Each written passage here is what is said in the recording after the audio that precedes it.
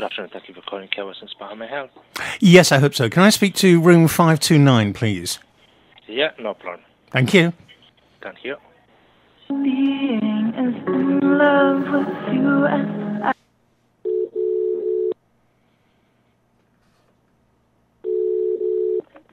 Hello? Hello, is that Gary Newman? It is. Hello, mate. Hello, this is Lee here from City FM over in Malaga in Spain. How you doing? I'm very well, mate. Thank you. Very well. Thank you. That's good. That's good. Are you okay just to chat? You know, just because it's a very sort of easygoing thing. It's not a heavy pressure interview or anything mad like that. Yeah, of course, yeah. If there's any way you can make your signal to me as loud as possible, because I'm completely deaf for a start, and I'm on one of these terrible hotel phones that I can't adjust the volume on, and it's pretty quiet at my end. But if not, no worries. But I'll do what I can. Good, that'd be cool. Okay, I'll do what I can. Right, here we go. Ladies and gentlemen, I am very pleased and privileged to have on the other end of the phone Gary Newman. Gary, thank you so much for taking time out of the tour, the Savage Tour. It looks as though that's going pretty strong at the moment.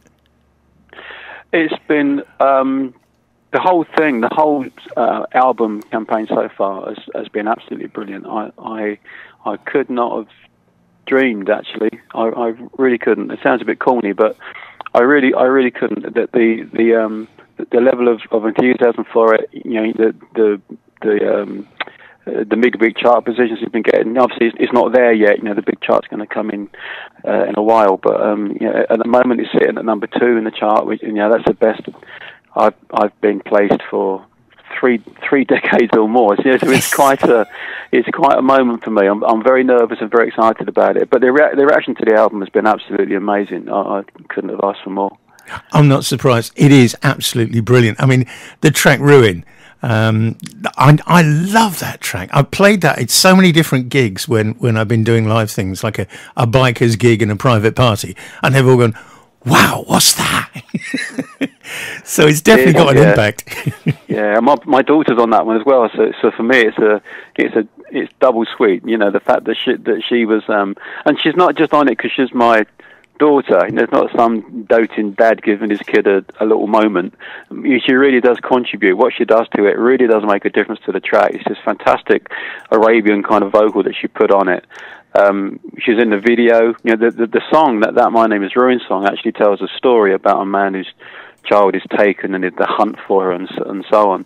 And the video, we're trying to sort of express that as much as possible. So she's in there in the video as supposedly as my child, you know. And it again, she was just absolutely brilliant. We filmed it out in the desert. We had I think I'm not sure what it is in centigrade. I think it was 48 degrees centigrade, 118 Fahrenheit. Anyway, unbelievably hot. And she just gets on with it. She's been on stage with us now 4 or 5 times doing that song. She will be again as this tour progresses. She'll be on stage with us again when we can sort of steal her out of school, of course. But it's for me as a dad, it's just been absolutely amazing having her around, and I would love it. You know, if she wanted a career in music, I think she's got more than enough talent to do it. I would love it. I would love her to follow me. This is Persia, isn't it? Yeah, Persia. Yeah, the middle one. 11 she is at the moment. Beautiful name. Yeah, thank you. My wife chose that. When you look at that video for Ruin, the imagery in it is absolutely stunning. I mean, was that your idea? Yeah, but the idea for the actual clothing side of it, the whole album is taken from ideas that I've been working on for a while for a book that I'm writing. I'm writing a science fantasy book about you know, the Earth many generations from now, post-global warming apocalypse where everything is turned to desert. So you're trying to find clothing that would represent what people would wear if they lived in a really harsh desert environment, you know, like a much hotter version of what we really have now. You know, incredibly dry, incredibly dusty. So the clothing was a very, very important part of it. And it was my wife, actually, that found that particular company that had all that stuff, and then she added a few bits of her own to it. So my wife is entirely gets the credit for the whole look of the image. I mean, it was my idea to be in the desert, but the actual look of it, which I think is amazing, she came up with completely on her own. And then we went out and filmed photographed the cover out in the desert, in a place in between Las Vegas and Los Angeles. There's a volcanic crater there, and we sort of kind of snuck onto the edge of that and did a whole afternoon shooting for the photographs. And then the video was shot at a place near a place called 29 Palms, Joshua Tree area, actually, which is way out, vast expanses of absolutely nothing. And it was just perfect. And the fact that it was so hot, there was a heat wave, unfortunately, when we shot the video. So you can imagine a heat wave in the desert. It was pretty hot. But it just felt absolutely perfect. That's what it's about. And we were almost living it. It was so cool. Everything fell together. The image, the artwork, the music. I mean, all of these ideas all seemed to come together at just the right time, and everything complemented everything else. It was a really exciting project. Yeah, I want that coat, by the way, when you're finished with it. Okay. It's good, isn't it? Yeah. Fabulous coat. Now, how important to you is image? Because, I mean, all the way through your career, right from Tubeway Army, you've had an image. How important is that? It was really important to start with. Largely because when I first started to tour, for example, I wasn't particularly confident about what I was doing, and so images were kind of something that you could hide behind. You could dress up, and it made you feel the part a little bit more. But it was very much a prop, something like I say, something to hide behind. As the years went by, and you do it more and more, your confidence builds up, and it became less important. So for quite a few years now, it's sort of been a fairly generic black top, black trousers, that sort of thing when I'm on stage. And the album side of things hasn't been particularly image conscious.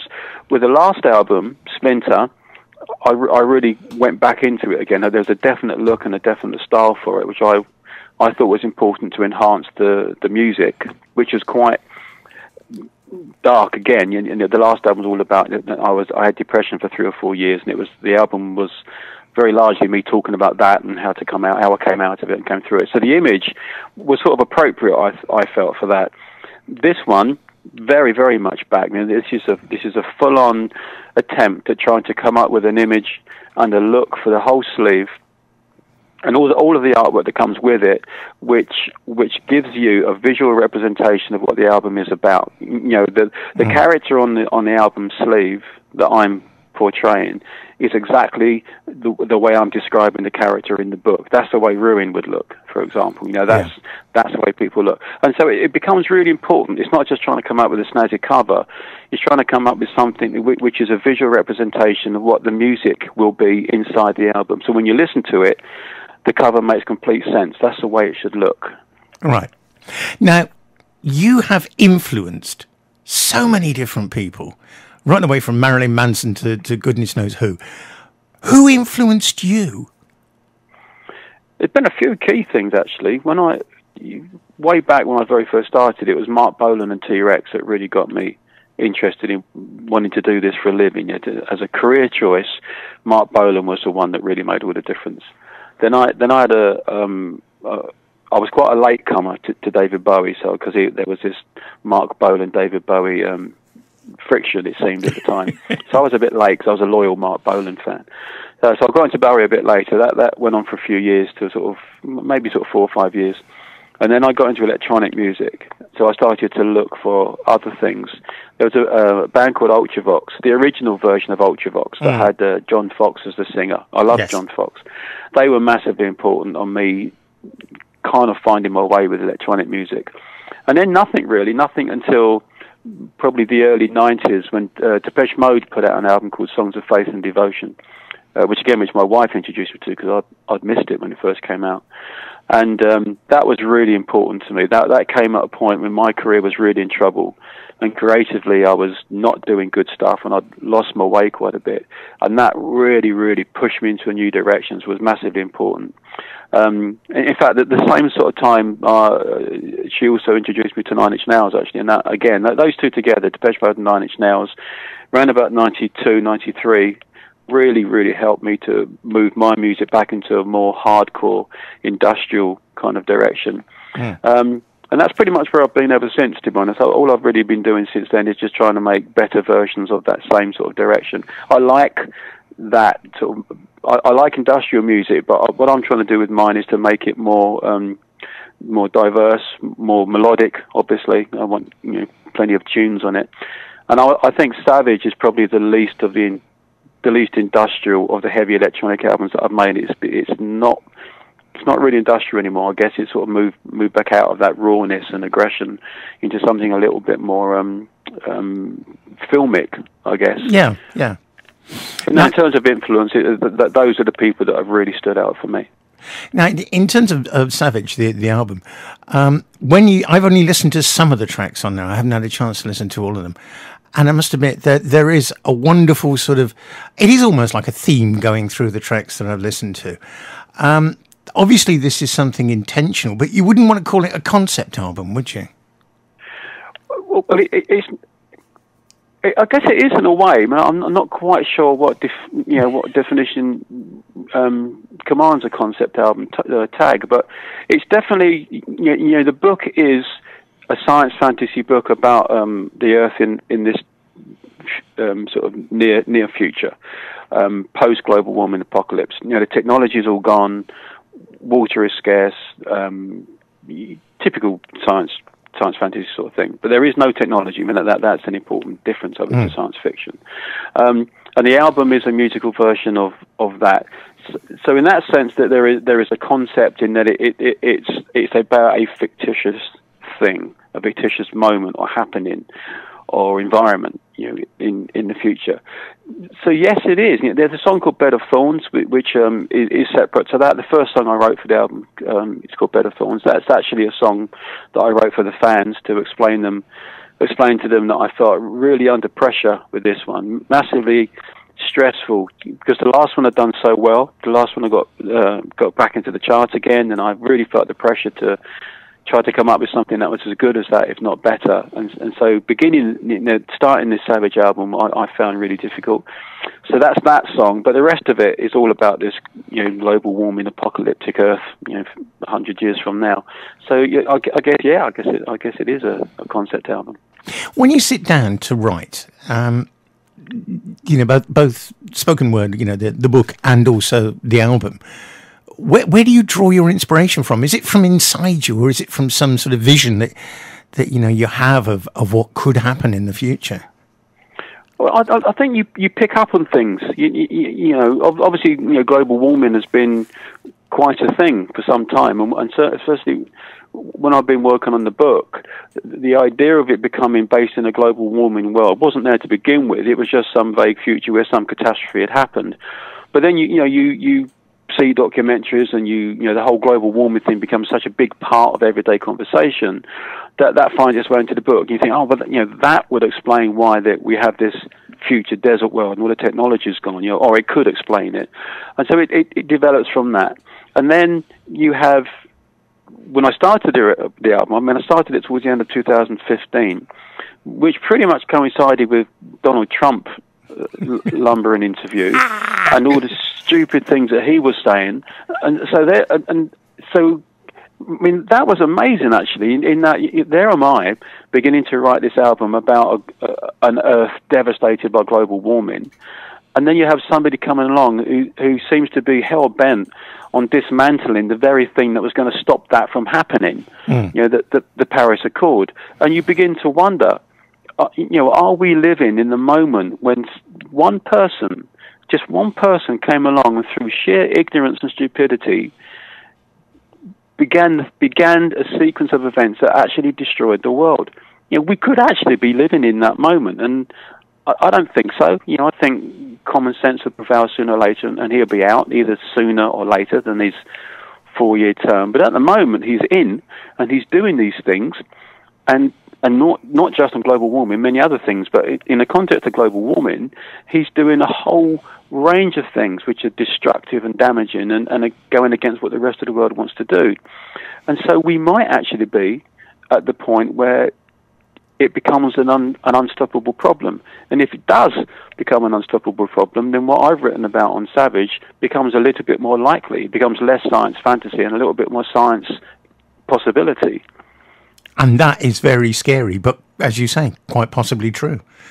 That could be a future we're looking scary. at. It is scary. Yeah, he's the most unfortunate person to arrive at a most crucial time, and history will look back on this. If we get through it, history will look back on this moment as one of the most shocking, I think, in human history. That person arrived just when we needed somebody so very, very different. You know, if only Obama could have had one more term, it would have made such a lot of difference. Yeah, I agree. I want to ask you a question. I hope you don't mind. I want to take you back a little bit to Cars. I mean, that is the track which everybody knows Gary Numan by, whether they're a Gary Numan fan or not. That's been remixed so many times by different people and performed and covered by different people. How do you feel about that? Do you still embrace that track?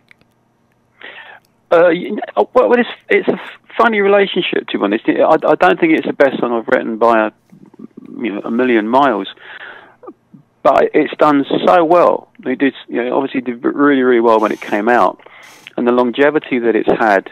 It's arguably one of the most famous songs in the world, and it still does amazingly well today. I mean, there's barely a week goes by where I'm not having to clear it for some advertising campaign or cover version or whatever. If it's it's all over the UK at the moment on an advertising campaign, and I think one in America as we speak. So it's just still massively popular and used all the time. And from a songwriting point of view, what songwriter wouldn't sort of give their right arm to have written something that's that long lasting and that well known? It's a massively cool thing. But I don't think it's the best song I've ever written. So it's kind of a weird thing for me it's not this, what I would consider to be this sort of glorious moment of songwriting, which is something I would be really, really proud of and think, yeah, actually, I really do think that's a really, really cool song and deserves it. It isn't that. It's this other song. But having said all that, there is a beauty in simplicity, I think. And it is a very simple riff, and it's a very simple little song, very simple arrangement. There's hardly any lyrics. It doesn't really have a chorus as such. There's no chorus.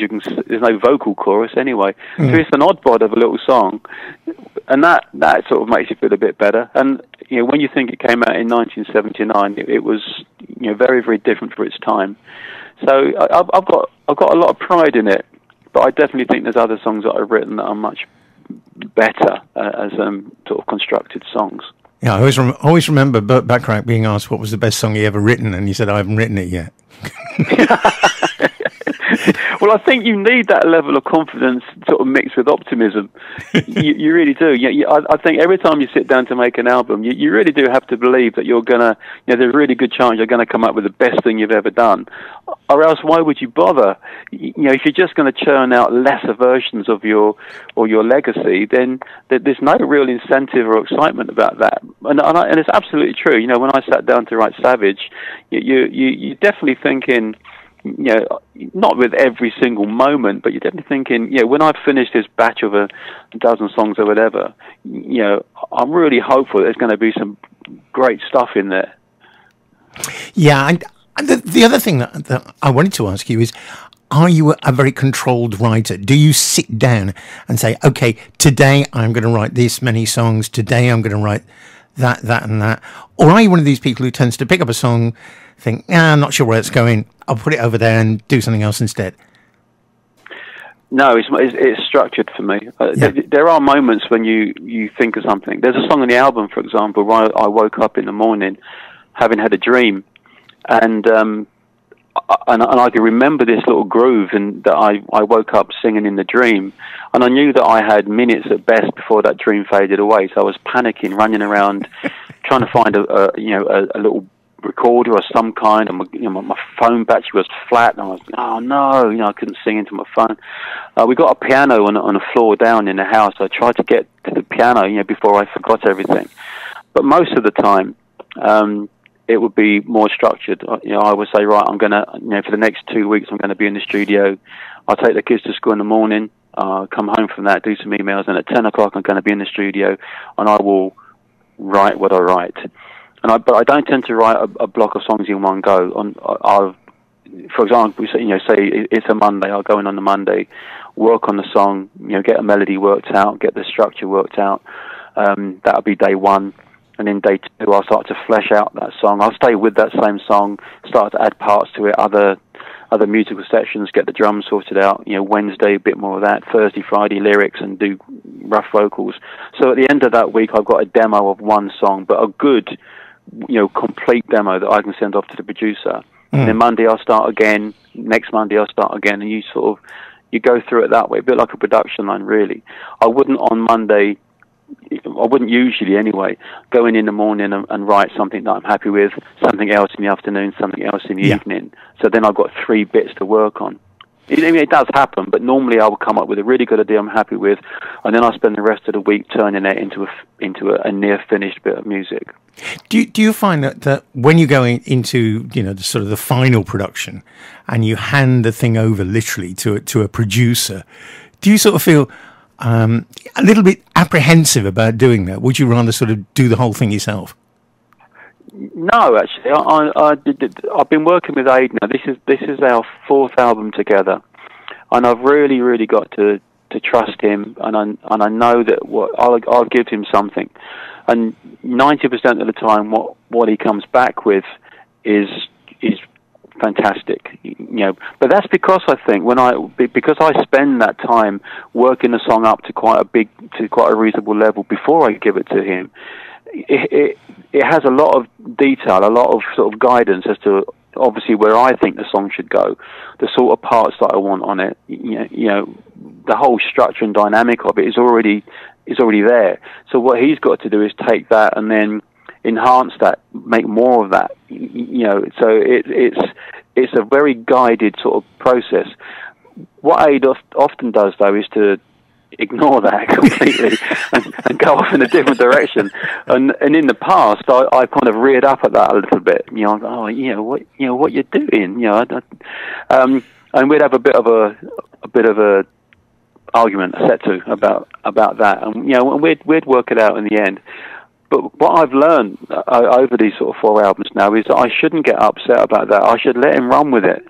So because quite often these radical directions that he goes off in these side shoots actually work really, really well, and I just hadn't imagined it that way. So I've got to get over myself a little bit. There might have been another way that the song could have gone, which is actually better than what I thought of. And so I now give him a week or two. If something comes back and I'm not happy with it, I won't just jump on him straight away and say, no, that's not what I meant. I'll give it a week at least, sometimes more longer. And if I still don't like it at the end of that, then I'll have to say, you know what, I think we got to come back a little bit and stick closer to the original idea. Yeah. And conversely, what I'm finding with Aid now is that if that does happen, he doesn't argue about it. So I kind of respect that his offshoots are often the best way to go, and he now respects that if I actually ultimately decide that it wasn't, he's not going to argue about it either. So Savage was a really smooth workflow, really smooth. We had no arguments whatsoever, which is almost unbelievable, but none whatsoever. It was really, really fast progress, really exciting. No arguments. A few discussions along the way, but no arguments. And we were absolutely tuned into the album pretty much from day one. It is. When you listen to the album, it is a complete package. That's what I was saying earlier on. I think it is an amazing album, or at least the bits I've heard of it. I can't wait to get a copy. Thank you. Because it is now released. It's it came out last Friday, so we're very close to getting the first chart position for it. Brilliant. Well, I know you're very busy, and I know I haven't got much time with you, so I've got to say thank you so much, Gary Numan, for talking with me. I'm going to keep my fingers crossed for Savage Songs from a Broken World to be number 1, which is where it deserves to be. Well, I think Foo Fighters are out this week. I think number 1's already sewn up. So if I can get 2, that would be an amazing achievement for me. So that's fingers crossed for that for me. I'll have a word with Mr. Grohl. Once again, thank you so much. All the best with the tour, and hopefully one day we'll see you down here in Spain. It'd be nice to see you. Yeah, I'd love to. We did a festival a few years back, but yeah, I'd love to come back actually. Great. Thank you for talking to me. Thank you so much. Take care now. Okay, bye bye. Bye bye. That was fantastic. Thank you so much for your time. I think I've you're run a welcome, little bit man. over. Thank you. Bye bye. Bye bye.